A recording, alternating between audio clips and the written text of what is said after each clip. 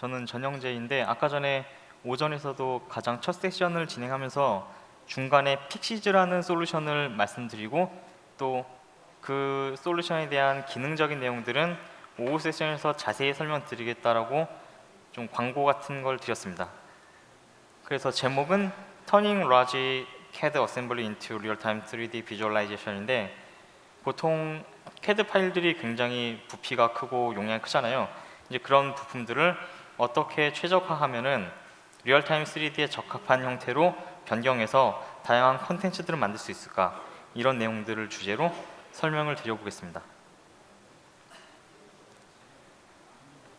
우선은 픽시즈가 무엇인가부터 먼저 말씀을 드려야 될 것 같은데요. 한마디로 얘기하면은 CAD 데이터를 리얼타임 3D 어플리케이션용 폴리곤 데이터로 변환을 해주는 도구입니다. 그래서 보통 죄송합니다.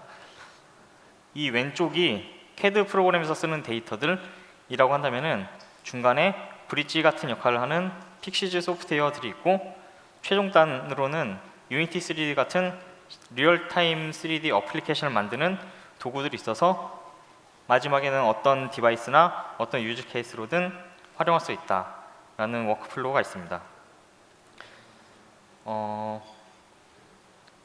이후에도 계속 얘기가 나오겠지만은 사실 CAD 데이터는 제품을 디자인하는 데는 굉장히 좋은 성질을 가지고 있어요. 하지만 리얼타임 3D 용도는 적합하지 않기 때문에 외형 변화를 최소화하면서 빠르게 폴리곤으로 바꾸는 것이 관건입니다.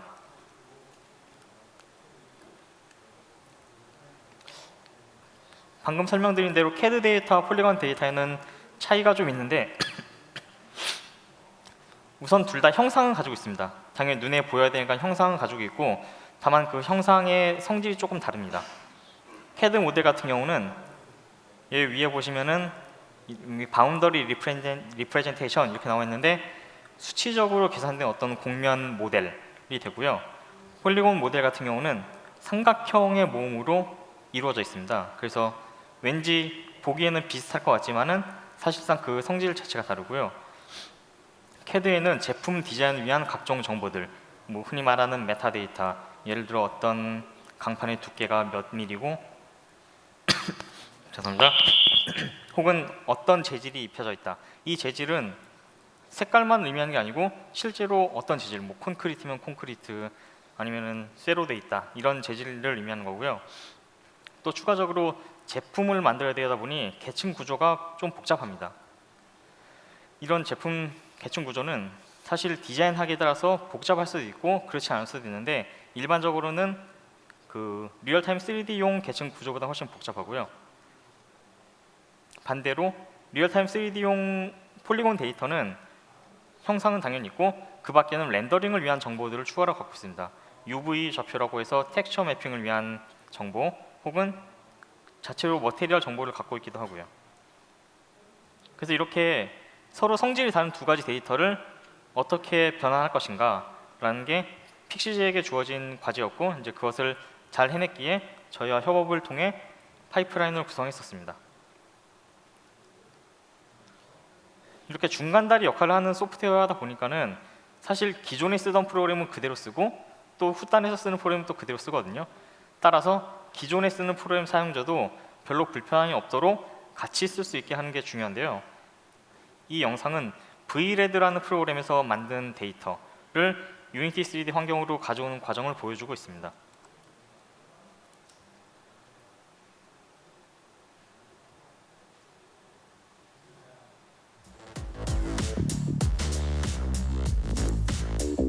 VRED에서 머테리얼이나 베리에이션 혹은 애니메이션 같은 것들을 전부 설정을 해주고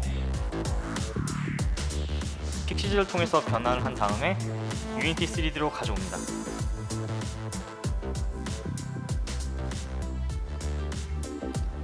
최종적으로는 이렇게 위쪽에는 VRED일 때 아래쪽에는 유니티 3D일 때인데 일단 렌더링 품질 유사하고 애니메이션 같은 것도 잘 넘어오는 것 같아요.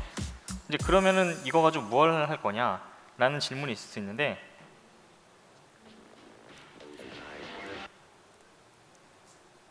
일단 제가 보여드리고 싶은 건 요 예입니다. 뭐 어차피 데이터 자체가 자동차잖아요. 그러니까 한번 드라이빙을 해보는 거죠.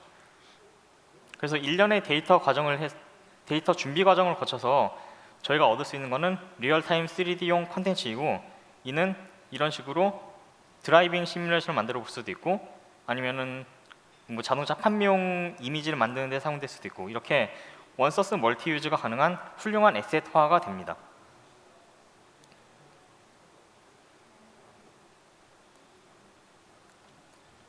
네, 그래서 CAD 데이터를 리얼타임 3D용 데이터로 가져오는 과정은 크게 이렇게 4가지 단계로 나눠지는데요. 먼저 지오메트리 자체를 최적화하는 부분, 그리고 기존에 주어진 복잡한 씬 구조를 우리의 목적에 맞게 적합하게 추려내는 거죠. 추려내는 부분. 그리고 세 번째로 메쉬 뷰티피케이션이라 되어 있는데, 이거는 순수하게 렌더링 할 때 얼마나 더 이쁘게 나올 수 있는가라는 것에 초점을 맞춰서 뭔가 작업을 할 겁니다. 마지막으로 LOD 같은 경우는 뭐 다들 아시겠지만은 멀리 있는 거는 적은 폴리곤으로 그리고 가까이 있는 거는 가까이서 볼 때는 많은 폴리곤으로 그리자라는 것으로 퍼포먼스 관련된 최적화입니다.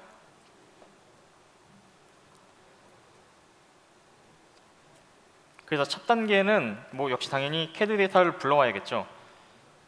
우선은 픽시즈의 가장 큰 장점은 이렇게 다양한 CAD 데이터들을 임포트할 수 있다는 겁니다. 보시면은 뭐 아시겠지만은 자동차에 많이 쓰는 것들, 아니면은 오토데스크, 엘리어스 이런 것도 차량 디자인 많이 쓰고요. 오토캐드나 레빗 같은 것들, 뭐 건축에 활용되는 것들, 이렇게 다양한 CAD 데이터를 불러올 수 있다는 게 정말 큰 장점이 되는데, 또 한 가지 장점은 보통 CAD 데이터는 용량이 크잖아요. 그런데 픽시즈 같은 경우는 램이 어느 정도만 받쳐주면은 파일 사이즈는 램만큼은 계속 불러올 수 있습니다. 그래서 이런 점이 가장 큰 장점 중에 하나이고요. 파일을 불러올 때 저희가 단순히 그냥 불러와서 쓰면 되는 게 아니라 그 전에 우리 CAD 모델에 어떤 정보들이 있는가, 이 중에 어떤 정보들을 활용할 것인가, 어떤 건 뺄 것인가, 이렇게 일종의 분석을 한번 하고 지나가야 됩니다. 그렇지 않으면은 이 다음에 옵티마이즈 하는 단계에서 약간 엉망이 될 수가 있어요. 여기 보시면은 하이라키 레벨, 여긴 지금 간단하게 나와 있는데 하이라키 레벨이 복잡한 걸 보면은 뭐 뎁스가 10개 넘어가는 그런 하이라키들도 있고, 당연히 그 부품의 개수는 가능하면 적어야겠죠. 네이밍은 후반부에 조금 나올 텐데, 우리가 네이밍을 잘 지어 놓으면은 후반부에서 자동화된 작업을 수행하기에 유리합니다. 그리고 인스턴스, 이거는 일종의 파츠 개수랑 관련이 있는 거고요. 당연히 비어있는 노드는 제거해야겠죠. 베리언트가 있으면은 상황에 따라서 둘 중 하나 혹은 뭐 셋 중 하나 보여줘야 되니 그런 걸 살려둬야 될 거고요. 피벗 포인트는 애니메이션과 관련이 있습니다. 이것도 나중에 같이 한번 보여드릴 거예요. 그 밖에 뭐 여타 다른 메타 데이터들, 이런 것들 중에 어떤 걸 활용할 건지를 결정을 해놓고 그 다음에 변환 과정에 들어가야 됩니다. 먼저 스텝이 지금 11개 스텝이 4개의 카테고리로 분류가 되어 있는데요. 지오메트리 옵티마이제이션, 아까 말씀드린 그 순서대로 쭉 진행을 할 겁니다. 11개 스텝 중에 첫 단계는 리페어 CAD라는 작업인데요. 이 리페어 CAD 작업은 이미 CAD 데이터상에 존재하는 모순되는 점들을 수정을 합니다. 혹은 나중에 폴리곤으로 바꿨을 때 문제가 될 수 있는 부분들을 미리 수정을 하는 겁니다. 일반적으로 이런 엣지들을 제거하는 작업을 하게 되는데요. 이게 어떤 거냐면은 우리가 눈으로 보기에는 그냥 딱 붙어있는 어떤 하나의 부품처럼 보여요. 하지만 실제로는 이렇게 네모난 거 한 장, 두 장 이런 식으로 서피스를 마치 붙어있는 것처럼 보이게 디자인을 해놓습니다. 그러면은 나중에 가서 이런 데이터들은 서로 이 사이에 갭이 생기게 되는데, 이런 문제를 해결하기 위해서, 미연에 방지하기 위해서 리페어 CAD를 통해 불필요한 엣지들을 다 제거합니다. 용어로는 그냥 sow, 이게 이어 붙이는 거죠. 이어 붙인다고 하는데, 여기 보시면은 방금 말씀드린 엣지들이 파란색 선으로 나오고 있거든요. 이 엣지들은 실제로 요 위에 보이는 네모 한 장, 두 장, 세 장, 네 장 이런 식으로 데이터 자체가 분리되어 있다는 걸 의미하고요. 이 상태를 그대로 폴리곤화 해버리면은 폴리곤 특히 데시메이션 할 때, 우리가 테셀레이션 할 때는 정교하게 하면은 이런 갭들이 드러나지 않을 수 있어요. 근데 데시메이션 하는 과정 중에서는 이런 갭들이 드러날 수가 있습니다. 따라서 후속 작업을 하기 전에 리페어 캐드를 반드시 먼저 수행함으로써 이런 문제들을 미연에 방지하는 거고요. 그리고 그 밖에 이런 경우가 생길 수가 있는데, 뭐 디자인을 하다 보면은 겹쳐 있는 면이 있다든지, 아니면은 그렇죠, 겹쳐 있는 면이 있음으로써 나중 가서 지파이팅이라고 하는 그래픽스에서는 두 개의 면이 완벽하게 붙어 있으면은 어느 걸 먼저 그려야 되는지 잘 모르잖아요. 그렇기 때문에 비주얼 아티팩트가 발생하게 됩니다. 그래서 이거는 단순히 보는 것만의 문제가 아니고 데이터도 2배가 되잖아요. 그런 것들을 방지하기 위해 이미 그 CAD 데이터상에서 겹쳐 있어서 얘는 필요 없다라고 판단되는 것들을 자동으로 걸러냅니다. 그리고 옵티마이즈 루프라고 나와 있는데, 이거는 간단하게 생각하면은 불필요한 이 점들을 제거하는 거거든요. 위에 보시면은 저 분홍색 점 4개, 이 4개가 곡선 하나에 중간에 박혀 있죠. 이것들은 수학적으로 계산했을 때 없어도 되는 것이다 라고 판단됐을 땐 제거합니다. 이게 옵티마이즈 루프를 하는 과정이고, 뭐 결과를 보시면 알겠지만은 당연히 점의 개수와 엣지의 개수가 줄어들게 됩니다. 그래서 이런 식으로 리페어 캐드를 한번 하고 나면은 그 다음에 테셀레이션을 진행하게 되는데요. 테셀레이션은 이렇게 수치적으로 되어 있는 넙스 표면을 삼각형 단위의 폴리곤으로 변경을 시킵니다. 그래서 뭐 결과적으로 이런 차량 모델이 나올 수가 있게 되는 건데, 우선은 뭐 당연히 밸런스 있게 하는 게 중요하겠죠. 너무 많이 면을 줘버리면은 원본에 가까워지지만 그만큼 데이터가 무거워질 것이고, 그렇다고 해서 너무 면을 적게 줘버리면은 원본 모양을 따라가지 못하고 뭔가 형상이 어긋나 버리는 현상이 발생합니다. 따라서 이 2가지 사이에서 잘 조절을 해야 되는데, 그 조절을 하는 기준들은 다음과 같습니다. 우선은 피키즈 소프트웨어에서는 테셀레이션을 할 때 3가지 팩터들을 주게 되어 있습니다. 하나는 요 세그라고 불리우는 팩터, 2번째는 앵글, 3번째는 랭스인데, 하나씩 살펴보자면은 세그라는 명칭은 사실은 디스턴스라고 할 수 있습니다. 어떤 의미냐면은 CAD 데이터로 이런 반호가 주어졌을 때, 호가 주어졌을 때 이것을 폴리곤화합니다. 예를 들어 여기서는 3가지 면으로 쪼갰죠. 이렇게 면으로 분할을 했을 때 원본 CAD 표면과 폴리곤 데이터 사이에 거리가 얼만큼 발생하는가를 계산하는 게 세그입니다. 그래서 이 수치를 적게 주면 적게 줄수록 더 많은 폴리곤을 생성하게 되어 있습니다. 그리고 2번째로 앵글 같은 경우는 위와 유사한 예제인데, 이렇게 곡선으로 되어 있는 CAD 데이터를 폴리곤으로 나눴을 때 인접한 2 폴리곤 사이의 각도가 얼마만큼 주어준 값보다 적게 해라. 그 이야기는 이 각도를 적게 주면 적게 줄수록 더 많은 면들을 생성할 수밖에 없겠죠. 근데 이거는 위에 같은 경우는 물체의 크기와 관련이 있고, 아래 같은 경우는 물체의 곡률과 관련이 있습니다. 어떤 의미냐면은 만약에 제가 요 세그라는 수치를 1cm를 줬어요. 그러면은 모든 거리, 요 원본 데이터와 변환한 데이터 사이의 거리가 1cm 언더로 떨어질 겁니다. 그런데 저에게 CAD 파일이 한 0.5cm밖에 안 되는 아주 작은 CAD 파일이 있어요. 얘는 어떻게 변환을 하더라도 이 기준에 들어오기 때문에 실제로 우리가 생각하는 만큼의 퀄리티가 안 나올 수도 있습니다. 따라서 이런 경우를 위해서 앵글이라는 수치를 함께 쓰는 거고요. 이 앵글이라는 수치는 물체의 크기가 크던 작던 곡률 기반으로 면을 분할하기 때문에 물체가 작아지더라도 폴리곤의 개수가 줄어들지 않습니다. 이게 지금 그 예제인데, 분명 요 호의 길이는 다르지만, 즉 물체 크기가 다른 거죠. 물체 크기가 다르지만 이 앵글 값을 동일하게 주게 되면은 생성되는 폴리곤 수는 동일합니다. 즉 따라서 물체의 크기와 곡률을 전부 고려하려면 이 세그라는 수치 그리고 앵글이라는 수치를 같이 써서 테셀레이션을 진행을 해야 되고요. 마지막으로 랭스라는 팩터가 하나 있는데 이 랭스라는 팩터는 사실 크게 유의미하진 않습니다. 왜 그러냐면은 이 랭스 조건이 의미하는 바는 이 길이보다 더 긴 폴리곤을 만들지 말랍니다. 그래서 예를 들어 10cm 정도의 평면이 있다고 칠게요. 이 평면에 대해서 랭스 값을 안 주면 그러면 그냥 만들겠죠. 무한대로 아무렇게나 써도 되니까. 그런데 5cm라는 제한을 주면은 이 10cm짜리 평면은 반드시 2개보다 많이 쪼개질 겁니다. 마찬가지로 2라는 수치를 주면은 5개보다 많이 쪼개질 거고요. 이거는 물건을 더 자세하게 표현할 때는 의미가 있지만은 사실 평면 같은 경우도 불필요하게 많이 쪼갤 수 있는 그런 여지가 있기 때문에 사실 그렇게 많이 쓰진 않습니다.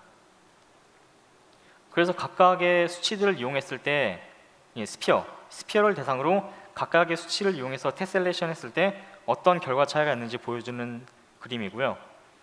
뭐 방금 전에 설명드린 대로 이 수치가 작을수록 더 정밀한 폴리곤들을 만들게 됩니다.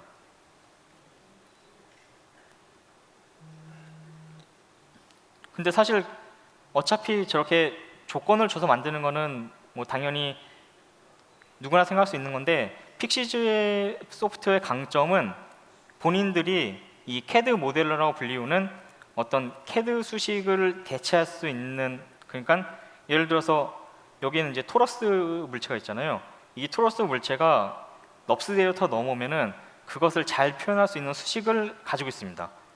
그리고 뭐 당연히 물체는 이런 것만 있는 게 아니까는 다양한 형태로 조합된 물체가 있을 건데 그 물체들도 이런 경우에는 이런 모델을 쓰면 된다, 저런 경우에는 저런 모델을 같이 쓰면 된다, 이런 식으로 이 CAD 모델러를 내장하고 있고 그 CAD 모델러는 테셀레이션 하는 과정에서 샘플링 포인트를 아주 유니폼하게 던집니다. 그리고 그렇게 유니폼하게 던져진 포인트에서 전부 병렬 처리로 계산하기 때문에 테셀레이션 속도가 굉장히 빠른데 그게 픽시즈 소프트웨어의 가장 큰 장점 중 하나입니다. 그리고 또 한 가지 장점은 이 버텍스가 서피스에 얼라인 된다는 건데 사실 이 부분에 대해서는 크게 언급은 하고 있지 않지만 결과만 봤을 때는 얼라인이 된 게 당연히 되지 않은 것보다는 좋아 보이죠. 이 바운더리의 형상을 이용해서 얼라인먼트를 해가지고 하지 않았을 때보다는 좀 더 예쁜 모양으로 폴리곤이 생성이 됩니다. 자, 이렇게 CAD 데이터를 테셀레이션해서 폴리곤으로 만들어도 여전히 여러 가지 형상 문제가 발생하게 되는데 우선은 가장 큰 문제 중 하나는 이 논 매니폴드라는 형상입니다. 이 논 매니폴드가 의미하는 바가 뭐냐면 요 3차원 물체들은 2차원 평면에 이렇게 쫙 누르듯이 평면도를 만들 수가 있거든요. 그런데 논 매니폴드 속성인 어떤 객체가 포함되어 있으면은 이 물체는 2차원 평면상에 서로 겹치지 않게 눌러 놓을 수가 없습니다. 그래서 이런 경우에는 뭐 여러 가지 이유가 있을 수 있는데 우선은 텍스처 매핑이 힘들어지고요. 두 번째로는 이런 식으로 생겨난 데이터는 실제로는 쓸모없는 데이터일 확률도 높습니다. 따라서 픽시즈에서는 폴리곤 모델에 대해서 리페어 시키는 기능을 제공하고 리페어 과정에서 논 매니폴드 데이터들 전부 삭제를 합니다. 예를 들어 여기는 지금 사실 육안상으로는 별로 티가 안 나는데 논 매니폴드 데이터가 이렇게 존재하는 거고요. 리페어를 시키면은 이런 식으로 제거를 합니다.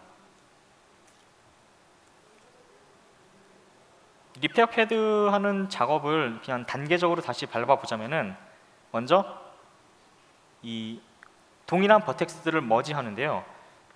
여기 보시면은 이 파란색 엣지들은 지금 현재 1개, 2개, 3개의 평면이 마치 붙어 있는 것처럼 보이지만 아까 말씀드린 서로 떨어져 있는 거예요. 그리고 지금 사실 잘 안 보이는데 제 포인터가 가리키는 부분에 버텍스가 2개씩 있습니다. 왜냐면은 이 평면은 따로 있는 거고 이 평면은 따로 있는 거니 당연히 이 지점에는 버텍스가 2개씩 존재하겠죠. 그래서 이런 것들을 먼저 머지를 시킵니다.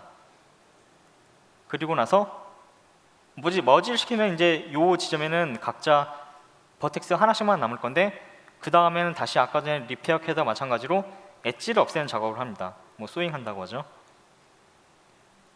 마찬가지로 이쪽도 같이 없애버리고요.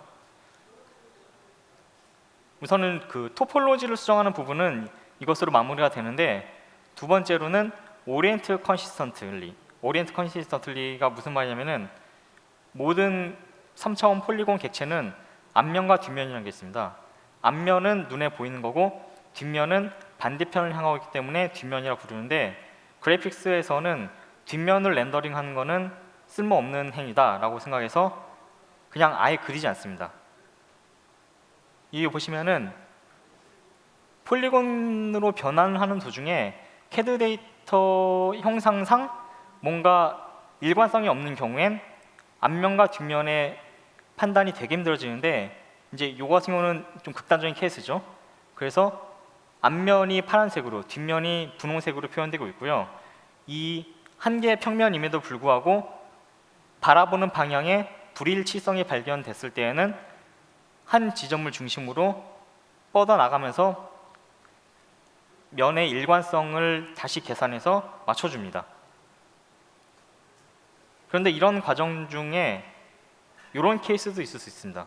이게 메비우스 띠인데, 예를 들어서 CAD 데이터 중에도 이런 게 있을 수 있죠. 이제 여기서 앞면이 쭉 시작됐는데 돌아가 보니까는 뭐 뒷면으로 바뀌고, 이렇게 앞과 뒤가 분간이 안 되는 부분이 발생할 수 있는데, 이럴 때에는 중간에 어딘가를 하나 끊어서 여기는 앞면, 여기는 뒷면 이렇게 딱 정해주고 그 다음에 방향성을 줍니다. 리페어 CAD를 하면서 토폴로지, 그러니까 이 형상 자체가 수정이 되고 면의 방향성도 수정이 될 건데, 그럼에도 불구하고 이런 식으로 제대로 면의 방향이 계산이 되지 않는 경우가 분명히 발생합니다. 예를 들어서 지금 이쪽에는 보이지 않는데, 일반적으로 불룩한 객체 표면은 바깥을 바라보고 있다고 판단할 수가 있어요. 그런데 일반적으로 이 앞쪽에 헤드라이트 같은 부분은 안쪽으로 움푹 파여 있잖아요. 안쪽으로 움푹 파여 있지만 분명히 정면을 바라보고 있습니다. 그렇기 때문에 어떨 때는 앞면으로 하고 어떨 때는 뒷면으로 하고 라고 하는 기준이 불분명해서 이런 문제들이 발생을 하게 됩니다. 이런 문제를 해결하기 위한 방법으로 스마트 오리엔트라는 알고리즘을 제공을 하고 있는데요. 우선 이 스마트 오리엔트 알고리즘은 지금 설명을 드리면 약간 복잡할 수 있습니다. 하나의 폴리곤에 대해서 여러 방향에서 관측을 합니다. 그리고 나서 관측을 하게 되면은 표면에 보이는 면적이 계산이 될 건데, 그 중에 표면이 가장 많이 보이는 시점을 전면으로 합니다. 이거를 다시 직관적으로 풀어서 말씀드리자면은, 제가 이 차를 보고 있어요. 차를 보고 있는데 이쪽에서도 한번 보고 이쪽에서도 한번 보고 뭐 위에서도 한번 보고 뒤에서도 한번 보고 이렇게 여러 방향에서 봤는데, 어떤 폴리곤이 뒤에서 봤을 때 제일 많이 보였어요. 이거는 그냥 직관적으로 그 지점에서 보일 만한 면이라서 그렇게 디자인된 거다라고 판단하는 겁니다. 사실 이것도 정답은 아니에요. 왜냐하면 어차피 불일치성은 늘 있고 그 중에 우리는 한 가지 기준을 정해야 되는데, 그거를 가장 많이 보이는 지점은 앞면일 거다라고 판단을 해서 주는 거거든요. 그래서 스마트 오리엔트 알고리즘은 그런 외부에서의 바라보는 시점을 아주 많이 샘플링하는 방식으로 진행을 하고요. 사실 이 기능은 이 스마트 히든 리무벌이라는 기능이랑 거의 유사합니다. 이 기능이 하는 일은 보통 그 내부에, 차량 내부에는 좀 차가 있어서 그런데, 차량 내부에는 우리가 렌더링 할 때 실제로 사용하는 객체들 말고 그 밖에 필요 없는 것들, 뭐 예를 들어 엔진 요 앞에 후드를 열어볼 게 아니면은 엔진이 있을 필요가 없고, 이 문을 열 게 아니면은 뭐 예를 들어 시트가 필요 없을 수도 있죠. 그렇게 보이지 않는 물체들은 뒷면을 그리지 않는 것과 마찬가지로 아예 렌더링 과정에서 배제를 시키고 싶어 합니다. 그래서 그런 것들을 기존의 방식들은 얘는 보이는 애, 얘는 안 보이는 애 골라서 손으로 지웠어야 됐는데, 이 스마트 히든 리무벌은 방금 전에 그 면의 방향을 자동으로 검출하기 위해서 썼던 방법처럼 다수의 시점을 만들어서 그 시점에서 보이냐 안 보이냐를 전부 계산합니다. 물론 이것도 병렬 처리되기 때문에 그렇게 부하가 걸리지 않는데, 예를 들어 이런 차량에 대해서 복셀라이즈라고 하는 기능이 있습니다. 뭐냐면은 이 공간을 전부 3차원 그리드로 분할해가지고 이제 이 그리드의 크기는 정해줘야겠죠. 분할해가지고 저희 마인크래프트 있죠. 그런 것처럼 큐브로 전부 표현을 바꾸는 거예요. 그러면은 이 큐브는 하나마다 6개의 면이 존재하죠. 6개의 면 중심에다가 카메라를 설치합니다. 그러면은 이 큐브 하나마다 6개의 시점이 생겨요.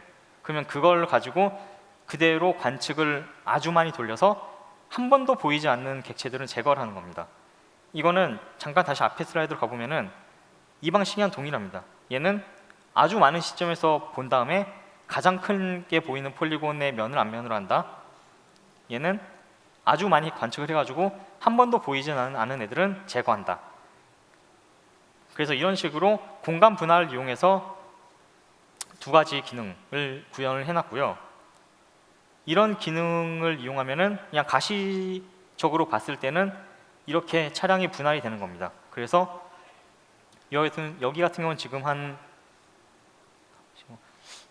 45개 정도로 분할해야 하는데 45개 정도 이제 여기다 이제 곱하기 6을 해야겠죠.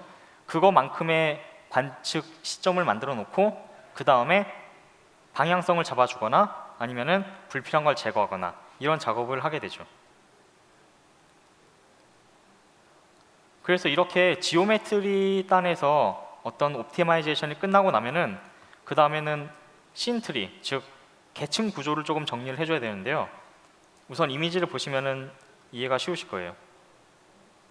이건 지금 방금 전에 보던 그 차량 데이터입니다. 현재는 전부 정리가 되어 있어요. 원래는 이렇게 안 되어 있었을 건데 지금 정리를 전부 해놓은 상태고요. 지금 픽시즈 스튜디오라고 하는 프로그램에서는 단순히 드래그 앤 드랍 하는 식으로 하이라키를 조정할 수가 있습니다.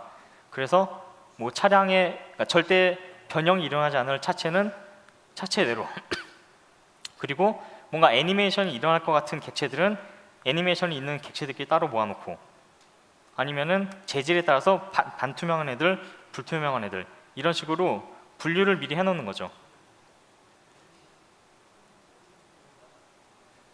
그리고 나면은 특히 애니메이션이 들어가는 부분들은 피벗 포인트를 재설정을 해줘야 되는데요. 이동만 하면은 솔직히 상관없습니다. 이동만 하면은 피벗이 어디에 있든 그 상대 수치만큼 움직이니까 상관이 없는데 만약에 회전을 해야 된다 이런 경우에는 피벗 포인트를 재설정을 해주는 작업이 필수적입니다. 이제 사실 이런 피벗 포인트들은 처음에 설계단에서 어떤 식으로 잡아주느냐에 따라 달라지는데 저희는 어차피 이 데이터를 가지고 컨텐츠를 만들어야 되니 피벗 포인트를 재설정하는 과정이 필요하고요. 지금 자동으로 재설정하는 기능이 있습니다. 그래서 어떤 특정 객체를 선택을 하고 피벗 포인트를 재설정시키면은 이 객체의 바운딩 박스를 계산해서 그 센터 포인트를 피벗으로 설정합니다. 그래서 지금 같은 경우는 바퀴를 잡아놓고 피벗 포인트를 다시 설정해라 라고 했을 때 가운데로 옮겨진 거고요. 물론 이 기즈모를 이용해서 세부적으로 뭐 왼쪽으로 좀만 더 가자 아니면 아래로 좀만 더 내리자 이런 식의 제어가 가능해집니다.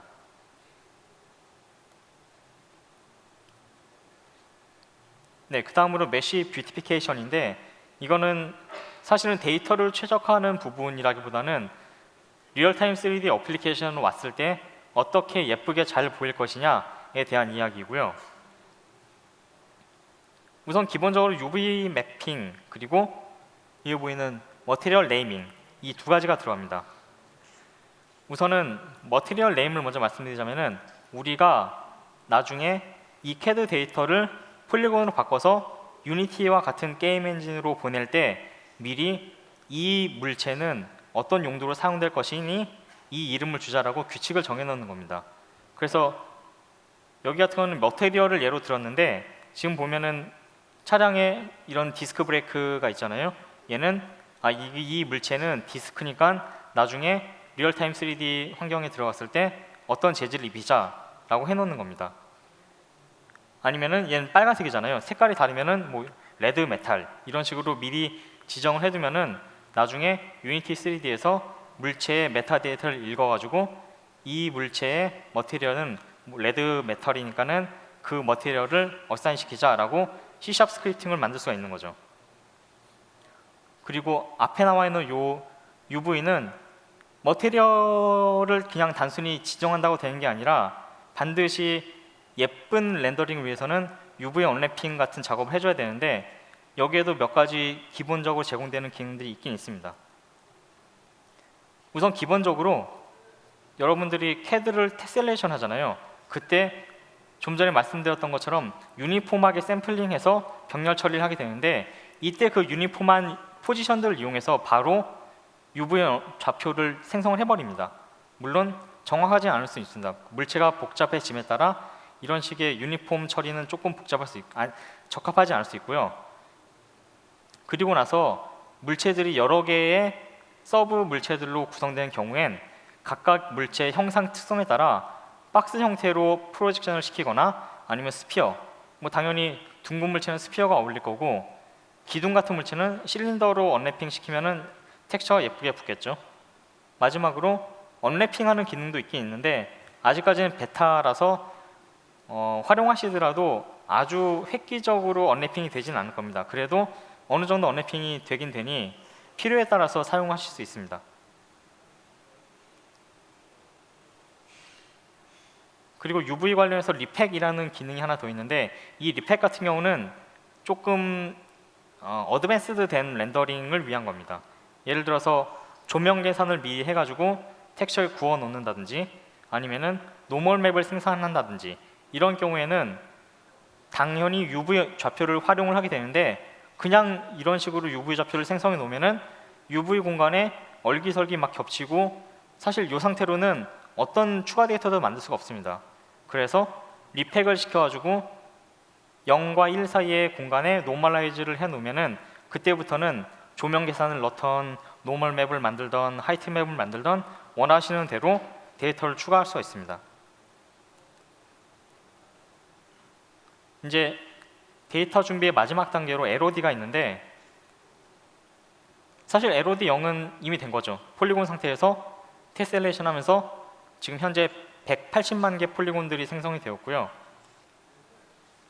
이제 여기서는 LOD 1, 2 이렇게 두 단계까지 들어가야 되는데 1 같은 경우에는 퀄리티 기반의 데시메이션을 한번 수행해 볼 겁니다. 예를 들어서 여기는 아까 원본 데이터죠. 그리고 퀄리티 기반의 데시메이션을 한번 수행했을 땐 이렇게 한 절반 정도 줄어드는 하지만 외형을 봤을 때는 거의 유사한 LOD는 아시다시피 카메라에 가까울 때는 카메라에 이 차량이 가까이 있을 때는 폴리곤을 많이 써서 그리고 점점 멀어질수록 적게 쓸 수 있는 모델을 미리 준비해 놓음으로써 렌더링 퍼포먼스를 높이는 겁니다. 그래서 데시메이션 하는 알고리즘에도 테셀레이션 하는 것과 마찬가지로 기준들이 있는데 우선은 요 맥시멈 데비에이션 사실 요거는 이름만 이렇게 써놨다 뿐이지 아까 전에 말씀드린 디스턴스와 완벽하게 동일합니다. 우리가 뭐 여기 예제가 있으니까 한번 볼게요. 요런 폴리곤이 있었는데 기본적으로 버텍스를 제거한 다음에 새로 엣지를 생성합니다. 이렇게 데시메이션을 수행했을 때 원본 데이터와 출력 데이터죠. 출력 데이터의 거리 차이를 보는 겁니다. 그래서 이 거리가 얼마 이상 나지 않게 해라. 이거는 아까 전에 테셀레이션 할 때도 비슷하게 말씀드렸던 기준이고요. 그 밖에 노멀 디스토션이나 UV 디스토션이 있는데 단순히 거리만 보는 게 아니고 노멀 같은 경우는 앵글이랑 유사해요. 예를 들어서 노멀 컨트롤을 그러니까 노멀은 이 각각의 폴리곤이 바라보는 방향을 의미합니다. 그래서 방향이라고 하면은 아까 전에 말씀드린 각도랑 또 같은 얘기가 되거든요. 그래서 공률을 고려하지 않았을 때랑 공률을 고려했을 때는 같은 수의 폴리곤을 만들더라도 그 퀄리티가 차이가 납니다. 따라서 노멀도 함께 볼 수 있고 마지막으로 요거는 아주 유용한 기능인데 아까 전에 UV 언래핑을 하셨잖아요. 그러면은 텍스처가 예쁘게 붙을 수 있는 상태로 준비가 됐을 텐데 데시메이션을 막 하다 보면은 폴리곤 자체가 변경되기 때문에 UV 좌표도 같이 변경됩니다. 그러면은 미묘하게 어긋나든지 아니면 아주 어긋나 버릴 수도 있고요. 그렇기 때문에 UV 언래핑된 좌표까지 고려해서 데시메이션 하면은 가능하면 안전하게 폴리곤 개수를 줄일 수가 있습니다. 그리고 마지막으로 타겟. 이제 이 타겟이라 함은 폴리곤 개수를 정해주는 겁니다. 아예. 그래서 이 차량은 대충 한 1000개면 돼. 이런 경우엔 1000개 폴리곤으로 죽이 되든 밥이 되든 맞춰라 라고 지정을 해주는 거고요. 지금 여기 같은 경우는 뭐 이렇게 맞췄나 봅니다. 14만 개로 맞춰놨는데, 요 장표에서 하나 말씀드리고 싶은 게, 이 데시메이션 아까 전에는 퀄리티 기반으로 했고 지금은 폴리곤의 개수로 하고 있잖아요. 이때랑 그때랑 이런 계산 방법이나 혹은 원본 데이터와 출력 데이터의 차이를 비교하는 방식이 다릅니다. 여기 보면 쿼드릭, 에러 매트릭 이런 식으로 써 있는데 그냥 저런 방식을 도입을 해서 비교를 한 거예요. 그래서 찾아보면 사실 이런 기능들 하나하나는 전부 그냥 논문 하나에 해당하는 그런 기능들이라 자세하게 설명드리기는 조금 어렵고, 우선은 제가 말씀드리고 싶은 거는 이런 기능들이 단순히 그냥 뭐 더하고 빼고 해서 되는 게 아니라 논문으로 증명된 어떤 그 수치적인 계산 방법에 의해서 구현이 되었다는 점이고요. 결과만 봐서는 우선은 저희는 뭐 직관적으로 보는 게 편하잖아요. 10만 개, 10,000개, 1000개라고 딱 타겟을 정해주고 그 수치대로 만들게 하는 겁니다. 그리하여 만들어진 이런 LOD 0, 1, 2는 우리는 LOD 체인이라 부르는데, 나중에 유니티 3D로 옮겨가게 되면은 카메라에서의 거리가 멀어지고 가까워짐에 따라 이 메쉬들을 자동으로 스위칭을 시킵니다. 그래서 아주 멀리 있으면은 이 모델을 쓰다가 아주 가까워지면은 이 모델을 바꾸고, 그래서 이런 식으로 LOD를 만들게 되는데 한 가지가 더 있습니다. 프록시 메쉬라는 거예요. 이 프록시 메쉬는 더 심각하게 줄여버립니다. 이렇게 5000개. 용도가 뭐냐면은 그림자를 렌더링하기 위함이거든요. 사실 3000 가상 세계에는 빛은 있어도 그림자는 없습니다. 그림자는 반드시 계산을 해서 만들어줘야 되는데, 계산하는 방식이 쉽게 얘기해서 폴리곤을 2번 그려야 돼요. 근데 아까 전에 180만 개였잖아요. 180만 개를 2번 그리면은 360만 개 그리게 되죠. 그런 건 너무 비효율적이니 그림자는 너무 예쁘게 그리지 않아도 돼. 그런 경우엔 이렇게 약간 더 뭉개진 메쉬를 이용해서 그림자를 그리고 원본 데이터는 그냥 예쁜 걸 쓰고, 이런 식으로 프록시 메쉬를 만드는 게 LOD 생성의 마지막 단계가 되겠습니다. 그래서 뭐 이거는 프록시 메쉬를 만드는 방법 중 하나인데, 아까 말씀드린 복셀을 만드는 거, 뭐 그 밖에 마침 큐브 같이 표면을 따라다니면서 폴리곤을 만드는 것, 이런 방식들이 있고요.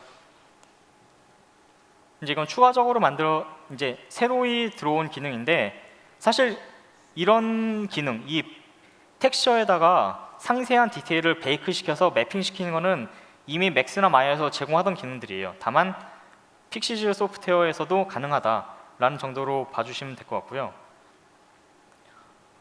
최종적으로 이 데이터들을 픽시즈 플러그인을 통해서 가져오는 게 지금의 플로우입니다. 왜냐하면 픽시즈에는 스튜디오와 플러그인이라는 두 가지 소프트웨어가 주력으로 활동하고 있는데, 스튜디오에서 유니티 3D를 오려면은 반드시 FBX라는 포맷으로 한번 변환해서 가져와야 됩니다.